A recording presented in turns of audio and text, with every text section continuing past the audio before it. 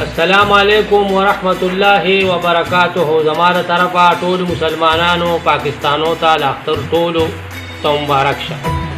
مسافر ته ټول ته بعد دا غنا زه خو په فیسبوک او په دغه نه پوهېږم، خو په لنډه ساده سړی ما یو دوه خبرې کوم.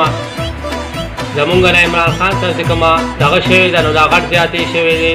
هر چا ته پته ده، هر سړی پوه دی، پوهېږي په دې خبره باندې.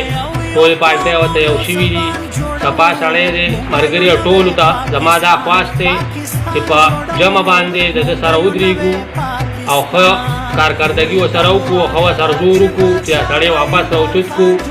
دا به زمونږ او ستاسو د ټولو کامیابي.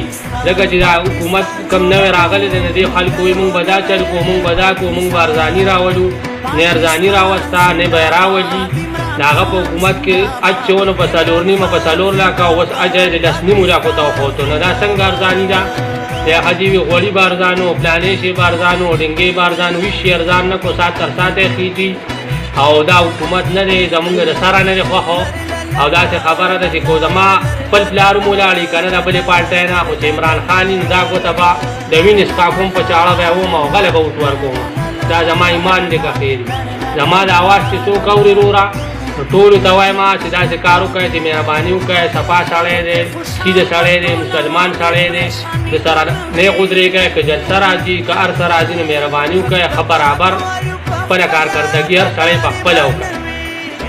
صحیح ده خبره چې دی غلام نه دی، غلامي د چا نه کوي. نو مونږ کوو یو پاکستانی غلامي نه کوي او نه دی کې کومې خبرې چې ده کړې وي هغه یو خبره اوس راوځي په میډیا باندې، په ټي وي باندې، هغه نشر کېږي، هغه رشا کېږي. رښتونی سړی دی، که هرې پارټۍ والا دی، که هر پارټۍ سره تعلق ساتي، هغه یو خبر رشا در نن تاریخ نه ده کړې. او دی ماشاءالله په هره خبره چې کومه خبره وکړي هغه رشا کېږي او کېږي ځای ته یې رسي. مهرباني وکړئ د ده سره نیغ په نیغه ودرېږئ.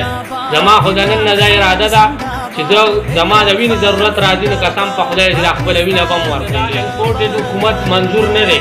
مونږ دا ټول خو نه راجمع شوي ټولو پالټو والا او دلته یو شوي دي خو مونږ ته منظور نه دی. او باقي دې د نیولو خبره کې وي دی به ګرفتارو. نو که ګرفتار شو د عوام ټول د سره دی، ټول عوام به کښېني روډونو ته او هر ځای ته به ځو او د ده سره به ملګري یو انشاءالله.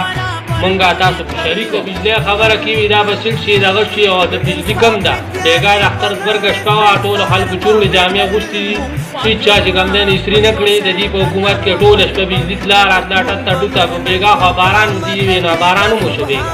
نو دا څنګه د بجلي دا نه سیټ کېږي؟ غوغلي دي که نه.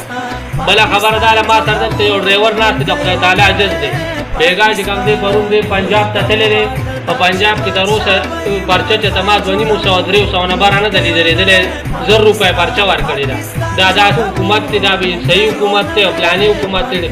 منظور راته نه ده خدای او زما د غریبې ټولۍ ته وګوره چې که څوک د دې خلکو ملګرتیا کوی نو دا ناروا ده، دا حرامه ده. قسم په خدای دا سړی سیده سړی دی، په اخلاص سره د خدای خاطر وکړئ، ودرېږئ د سره چې څه مدد یې هغه ورسره وکړئ. زه ورسره د نن نه د مخکې نه ولاړ یم، نن ورسره بیا ولاړ یم.